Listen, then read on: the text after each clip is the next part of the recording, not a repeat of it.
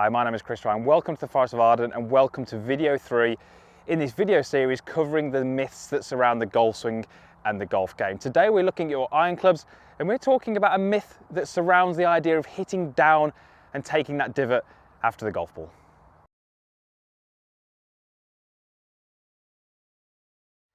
So welcome to video 3 in this video series covering the myths that surround the golf game and the golf swing. I hope you've watched videos 1 and 2. If you haven't, I have linked them down below, but I will also link them up in the corner here. Probably makes sense if you do watch those first, because these videos do kind of follow on from one another, and it's going to make it a little bit more sense if you watch them in that order. So today we're talking about the iron clubs, and we're talking about something more specific than that. We're talking about something that happens at impact. Now, we're talking about angle of attack. And the myth I really want to cover here in this video is the myth that the golfers that we see on TV, the golfers that play this game to the highest level, are intentionally trying to hit down and take a divot. We do see them take divots with their irons, pretty much all through their irons, or even through to their maybe 3-4 irons, even 3 wood sometimes you'll see these golfers take divots. So we know that when the golf club is hitting the golf ball, the golf club is in the process of travelling downwards. It hasn't quite yet reached its lowest point. It reaches its lowest point post impact, which is why the club enters the ground and takes a divot. We know this is the case.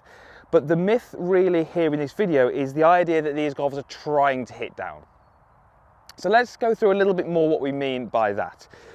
By angle of attack, we really mean the angle that the golf club is approaching the golf ball. This would be a golf club which is approaching with a downward angle of attack, and this would be a golf club which is approaching with an upward angle of attack. And you can see how the club is either approaching the ground or moving away from the ground. If we were to hit our iron clubs as good as we can, strike it as well as we can, hit the ball as far as we can, we need that negative angle of attack, that downward strike. But many of the things in our body, the rest of the golf club, are actually moving in the opposite direction. They're moving away from the ground. Let me explain what I mean by that. So I'm just going to do a little demonstration here. I'm going to take my lead hand off. I'm going to take my trail hand and move it just down towards the bottom of the handle. So when we approach this, let's say last parallel here, so you can see how my club shaft is kind of level with the ground. If I was to just use my right wrist angle here, and I'm just going to move the club head down towards the ground, notice how the other end of the club, the grip, is going to move in the opposite direction. It's going to move up away from the ground. So as the club head is travelling downwards, the grip end is travelling upwards. Now my right hand isn't quite here in the golf club. It's around about here, but the same process would happen. So as the golf club is travelling downwards, the grip end is travelling upwards. So if I was to get to this point here, not move my lead shoulder and send the club head downwards, because the grip end would be moving upwards, my lead arm would have to buckle.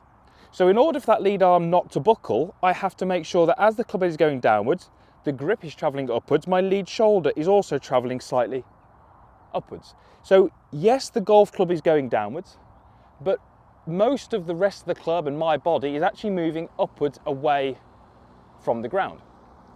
Now, we're not going to go into it in too much detail in this video, but there is huge amounts of technology in golf now, and what we're actually discovering is that the force that a golfer is applying to the golf club towards impact is actually in the opposite direction. The golfer is pulling on the golf club and trying to pull it away from the ground. They're actually moving this way, pulling opposite away from the ground. That does not mean that's where the club head is going. The club head is still going down, absolutely.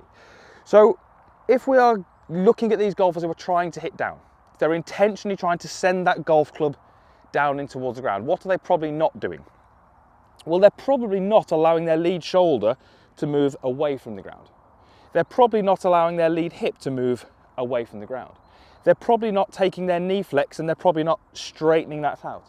They're probably not taking the angles in their body and starting to push and extend in towards the finish.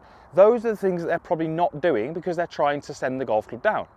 However, those things that we've just discussed there, those are the things that the best golfers are doing.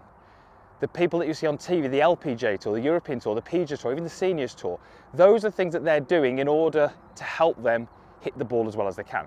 So if we take the best golfers, we see them, all different backswing shapes and downswing shapes, but we get them into this kind of last parallel position where the club shaft is about level with the ground. From here, that golfer is starting to rotate. They're starting to push away from the ground. They're starting to extend their body. everything that they do is to move the golf club away from the ground. The process of moving it away from the ground and this handle moving upwards will definitely send the golf club downwards. This motion helps us make ball turf contact and have that descending angle of attack. The key thing to establish in this video though is these golfers are not intentionally trying to hit down on the golf ball. If we were to get a golfer trying to hit down on the golf ball, we're probably going to find lots of things like this happen, where I really tried to send the golf club down. Notice how my pivot and my rotation was very, very poor. I didn't rotate very well. My arm started to collapse quite soon after impact. Lots of things that we see, you know, from the golfers out there who do struggle with the iron strikes, you know, struggle with the distance, struggle with that angle of attack, struggle from the rough, struggle with the strikes, thins, heavies, all these kind of things. So it's really understanding that yes, the golf club should be traveling downwards at impact, but we're not really trying to do that. It's a process that we're going through to move our body into a fantastic delivery position. And then from here, we start to really push away from the ground, use our rotation to get us into this finished position. If we take that to the driver swing, where the same thing's happening, but there's a little bit more speed involved. You will notice lots of the golfers now who hit the ball a long way. Bubba Watson's a great example, Justin Thomas. Their feet are actually off the ground at impact. You'll see that now, whereas they hit the driver, they're hitting the ball so hard that their feet are kind of off the ground, they're lifting up. So how are they doing that? Well, they're actually pushing away from the ground.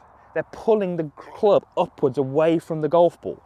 Those things will actually add speed to the golf club and help you hit the ball more solidly, further, and certainly with the iron clubs, you are going to still get that angle of attack that we're after.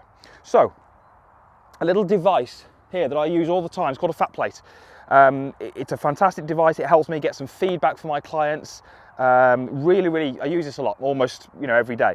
What we're going to do is actually going to place that round by the ball, and it's actually going to give me a couple of markings as to where I need to position it for each club. So I've got my ball positioned round about number 2, which is for my mid irons.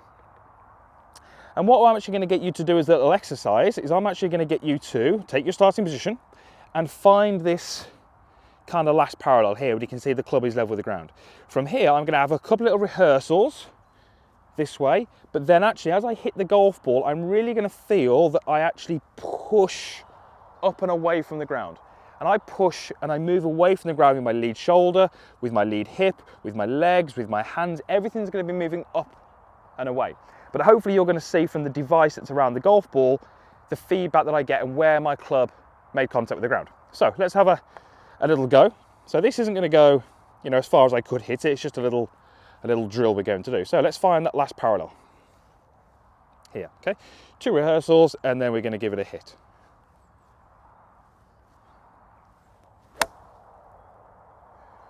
Okay, so not as far as I could hit it, but you can see just where that divot is. It started where the ball is, it continued forward by some 3 or 4 inches. I would 100% have had a descending angle of attack there. The club would have been traveling downwards. That helps me get that quality of strike, it helps me get that ball flight. But my main focus from this point here was to push and move away from the ground. That really helps put speed into the golf club, and it helps me do a lot of the things that I want to do with the iron clubs. So the fat plate that I use here is just great because it gives me the feedback. I can see where I hit the ground. If I do start to hit the board, maybe a little bit before, then I can work on that and I can time this a little bit better, because this movement takes some timing. Okay, it's not just simply a case of just swinging down and pushing away, it's the case of the timing of it. So this video really is, I mean, you can definitely do that drill. You know, you can maybe get yourself a fat plate or something similar, use that around the golf ball.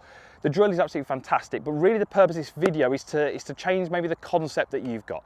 Lots of golfers are out there with their irons trying to send everything down in towards the ground, and it's really doing them a bit of an injustice. It's not helping them hit those iron clubs as well as they would like. So it is a myth to think that the golfers we see on TV are intentionally trying to send the club head down into the ground.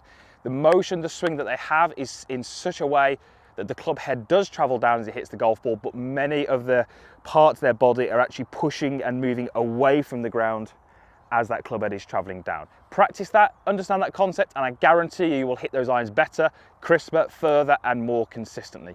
So thank you very much for watching. That is video 3 in this video series about the myths of golf. Make sure you stay tuned for video 4. I think you're going to like that one. Thanks again for watching. We'll see you soon.